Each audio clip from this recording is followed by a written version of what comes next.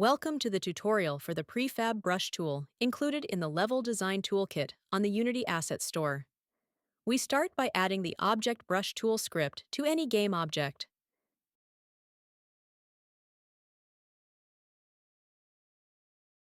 Make sure to enable the Auto Update mode to see changes in real time.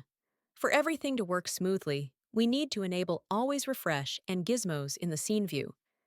We can change the size and strength of the brush by holding Control and drag left or right mouse buttons. To start painting, we need to add some objects to paint.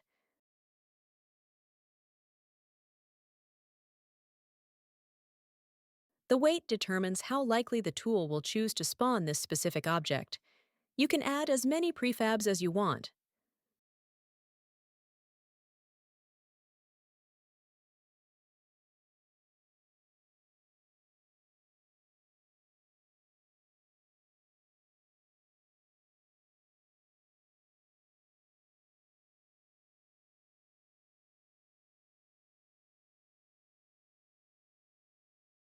Now we're ready to start painting.